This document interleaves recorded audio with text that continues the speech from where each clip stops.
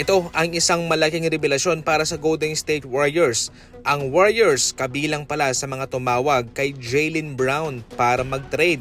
Pero ayon kay Brett Siegel, hindi interesado ang Boston Celtics sa mga asset ng Golden State Warriors. Nangangahulugan na kahit na gaano pa kaganda ang ibigay na offer o proposal ng Golden State Warriors ay wala silang natitipuhan sa kanila. Yung mga draft capital, mga draft asset, pwede yun. Pero sa mga players, walang interes ang Boston Celtics.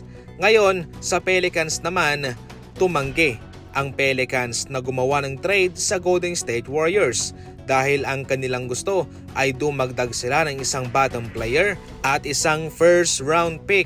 So nag-alangan ang Golden State Warriors na gumawa ng trade dahil masyadong mabigat ang counter offer ng Pelicans sa kanila. Sa pangkahalatan, na-miss po ng Golden State Warriors ang lahat ng kanilang mga target, mga idol. Hindi po nila nakuha si Giannis, hindi nila nakuha si Kawhi Leonard, si LeBron James, hindi nga rin po. Si Jaylen Brown, wala. At si Sonia, wala. Yung Pelicans, mayroon ng nakuhang player galing sa Lakers na kanilang gagamitin naman sa kanilang training camp.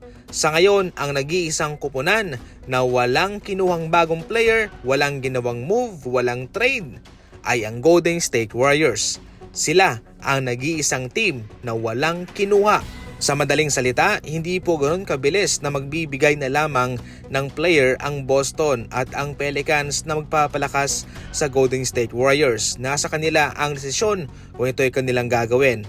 Dahil alam rin naman nila in the first place na syempre kapag sila ay gumawa ng trade ay lalo pang lalakas ang Golden State Warriors na magsisilbing balaki din sa kanila. Yung kanilang pinili yung Sixers pero hindi nila talaga inaasahan na babagsak pala doon si LeBron. Kinagat naman ng Denver Nuggets ang pagsasabotahe ng OKC Thunder sa kanila. Eto kasi mga idol, una, pinapirma ng offer sheet ng Thunder itong si Spencer Jones, ang kanilang homegrown na center. Ngayon, dalawa kasi rito ang pwedeng mangyari para sa OKC Thunder. Kanilang makukuha itong si Spencer Jones na makakatulong sa kanilang center rotation. At yung pangalawa ay kanilang mabibigyan ng pressure ang Nuggets, in which yan nga po sa ngayon ang nangyari. Dahil sa pagmatch ng Nuggets sa offer sheet ng Thunder para kay Spencer Jones ay pumasok na sila sa second apron.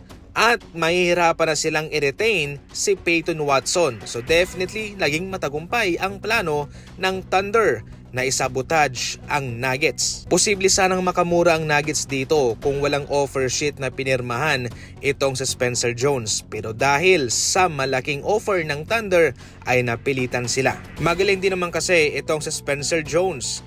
Isang wing deep player, pwede rin pong maging small ball lineup na center. Nag-average ng 5 points, 3 rebounds sa loob ng 64 games. At ang 37 doon, nasa starting lineup po siya. Yung kanyang shooting naman ay nasa 69.2% sa pagpasok ng NBA playoff.